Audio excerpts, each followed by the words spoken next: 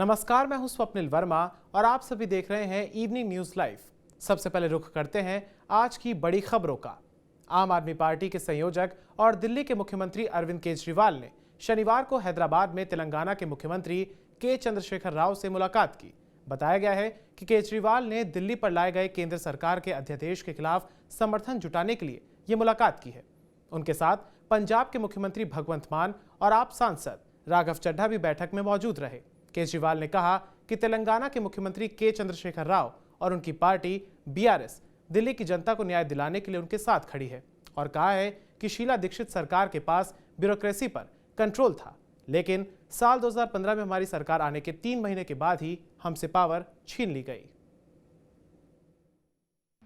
हमने अपनी पूरी बात उनके सामने रखी और जैसा भी उन्होंने कहा कि दिल्ली के लोगों को न्याय दिलाने के लिए वो उनकी पार्टी और उनकी पूरी सरकार दिल्ली के लोगों के साथ है। ये बात केवल दिल्ली की नहीं है, ये बात देश के जनतंत्र को बचाने की है। जो अध्यादेश पारित किया गया है वो देश के जनतंत्र के खिलाफ है, संविधान के खिलाफ है। सो उनकी सपोर्ट से हमें बहुत ताकत मिली है और हम इस सपोर्ट के लिए मैं पूरे दिल्ली के लोगों की तरफ से उनका तहे दिल से शुक्रिया अदा करना चाहता हूं। हमारी सरकार दिल्ली में पहली बार जब 2015 में बनी थी, फरवरी 2015 में दिल्ली में हमारी सरकार बनी थी।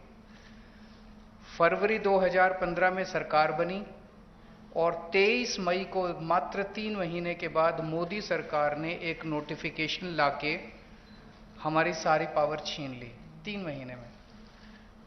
तो अब ब्यूरोक्रेसी के ऊपर हमारे से पहले शीला दीक्षित जी की सरकार थी। शीला दीक्षित जी का पूरा कंट्रोल था ब्यूरोक्रेसी के ऊपर, transfer, posting, disciplinary action, creation of new posts. So जितने सर्विस रिलेटेड मैटर्स हैं, शीला दीक्षित जी का पूरा कंट्रोल था। हमारी सरकार आने के बाद 23 मई 2015 को उन्होंने नोटिफिकेशन लाके ये सारी पावर छीन ली। तो as a chief minister of Delhi I can not even transfer post, education secretary, health secretary, deputy secretary, में कुछ नहीं कर सकता। वो सारी पावर छीनने के बाद 8 साल तक दिल्ली के लोगों को उन्होंने अपंग करके रखा। हम दिल्ली के लोग 8 साल तक कोर्ट दर court, high court, supreme court लड़ते रहे। दिल्ली के मुख्यमंत्री अरविंद केजरीवाल ने इसी प्रेस कॉन्फ्रेंस में कहा कि मैं इस मुद्दे पर कांग्रेस अध्यक्ष मल्लिकार्जुन खड़गे और राहुल गांधी से मिलने के लिए भी समय मांगूंगा। गौरतलब है कि सुप्रीम कोर्ट के फैसले के बाद केंद्र सरकार एक अध्यादेश लेकर आई है जिसने सुप्रीम कोर्ट के फैसले को एकदम पलटकर रख दिया है। अदालत ने जहां सारे अधिकार मुख्यमंत्री को दिए थे, वहीं ट्रांसफर और पोस्टिंग के मामले में केंद्र सरकार ने अध्यादेश के जरिए सभी अधिकार वापस उपराज्यपाल को दे दिए हैं। आज नीति आयोग की 8वीं गवर्निंग काउंसिल की बैठक हुई। इस बैठक में विकसित भारत के रोड मैप को लेकर प्रधानमंत्री नरेंद्र मोदी ने मुख्यमंत्रियों के साथ चर्चा की। नीति आयोग के चेयरमैन होने के नाते प्रधानमंत्री ने इस बैठक की अध्यक्षता की। दिल्ली के मुख्यमंत्री अरविंद केजरीवाल, पंजाब के मुख्यमंत्री भगवंत मान, पश्चिम बंगाल की मुख्यमंत्री ममता बनर्जी, तेलंगाना के मुख्यमंत्री के चंद्रशेखर राव, बिहार के मुख्यमंत्री नीतीश कुमार, राजस्थान के मुख्यमंत्री अशोक गहलोत, केरल के मुख्यमंत्री पिनराई विजयन और कर्नाटक के मुख्यमंत्री सिद्धारमैया ने इस बैठक का बहिष्कार किया। अब रुख करते हैं अगली खबर का। आम आदमी पार्टी और केंद्र सरकार के बीच कलह के बीच पंजाब के मुख्यमंत्री भगवंत मान ने विरोध जताया है। दरअसल शनिवार को होने वाली नीति आयोग की गवर्निंग काउंसिल की बैठक में वो शामिल नहीं हुए। सीएम भगवंत मान ने आज प्रेस कॉन्फ्रेंस के दौरान अपनी बात रखी और कहा कि हम नीति आयोग की बैठक में नहीं आ रहे हैं। जब ये राज्य का हक नहीं देते, क्या वहां पर फोटो खिंचवाने जाते? क्योंकि पंजाब में भी गवर्नर ने बजट का सेशन चलाने की इजाजत नहीं दी थी। सुप्रीम कोर्ट के आदेश के बाद ही बजट सत्र हो सका था। पार्टी के नेशनल कन्वीनर और दिल्ली के मुख्यमंत्री अरविंद जी और हमारे राज्यसभा के 2 सांसद संजय सिंह जी और राघव चड्ढा जी, जैसा कि राव साहब ने, अरविंद केजरीवाल साहब ने बता ही दिया कि देश के लोकतंत्र को बचाने की लड़ाई हम लड़ रहे हैं। एलजी जो है वो सिलेक्टेड है और दिल्ली की गवर्नमेंट इलेक्टेड है। तो डेमोक्रेसी में इलेक्टेड जो लोग हैं वो फैसले लेते हैं, ना कि सिलेक्टेड। तो दिल्ली का तो पहले से ही ये कर रहे हैं, पूर्ण राज्य का दर्जा नहीं है, लेकिन फुल स्टेट्स को भी तंग किया जा रहा है। हमने पंजाब में 92 सीट्स जीती आउट ऑफ 117, इतना बड़ा मैंडेट है। हमें बजट सेशन बुलाना था मार्च में, हमें गवर्नर ने मना कर दिया, मैं परमिशन नहीं दूंगा बजट सेशन की, तो हम कहां जाएं? तो बजट सेशन के बिना मतलब स्टेट कैसे चलेगी? तो हम सुप्रीम कोर्ट गए, सुप्रीम कोर्ट से चीफ जस्टिस साहब ने ऑर्डर दिया कि जी बजट सेशन होने दो, और उसके बाद एक और जो बात हुई कि जी जो काउंसिल ऑफ मिनिस्टर द्वारा लिखा जाता है प्राप्तियां गवर्नमेंट की कि हमने ये किया, वो कहता है उसमें मैं माई गवर्नमेंट नहीं कहूंगा। हमने कहा जी आप ही तो सम्मान कर रहे हो विधानसभा, आप माई गवर्नमेंट नहीं कहोगे तो क्या कहोगे? कहते मैं दिस गवर्नमेंट कहूंगा। फिर सुप्रीम कोर्ट जाना पड़ा कि जी माई गवर्नमेंट तो बोलना पड़ेगा इनको, तब जाके उन्होंने सुप्रीम कोर्ट ने कहा कि you have to read it. बढ़ते हैं अगली खबर की तरफ। जम्मू कश्मीर के बारामूला से सुरक्षा बलों ने एक आतंकवादी को गिरफ्तार किया है।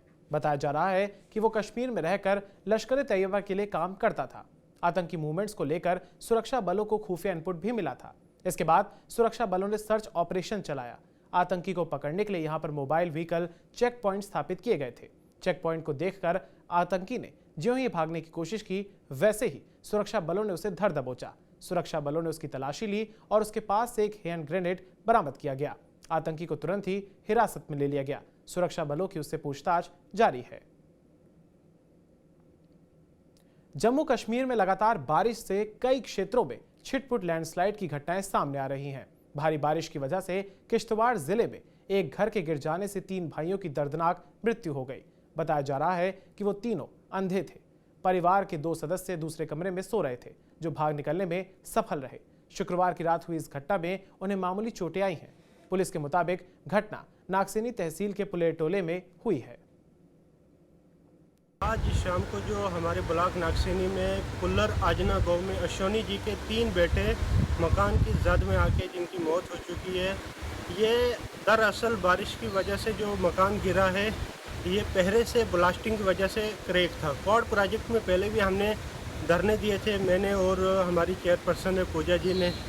कम से कम 8-9 दिन हमने धरने दिए कि ब्लास्टिंग की वजह से बड़ा नुकसान हो रहा है, इनको रिपेयर किया जाए। SAR साहब ने, एडमिनिस्ट्रेशन ने हमें भरोसा तो दिलाया, मगर आज उनकी लापरवाही की वजह से एक इतना बड़ा नुकसान हुआ। एक ही बेचारे अश्वनी जी के 3 बेटे इंतकाल करके उस मकान की जद में आ गए। हम एडमिनिस्ट्रेशन से अपील करते हैं कि आप जल्द से जल्द जो मकान क्रैक्स हुए हैं, ब्लास्टिंग की वजह से नुकसान हुए हैं, उनको रिपेयर करवाएं, उनकी तरफ ध्यान दें। जो प्रोजेक्ट्स एरिया हैं उनको ज़रा देखें, नज़र में रखें, ध्यान में रखें।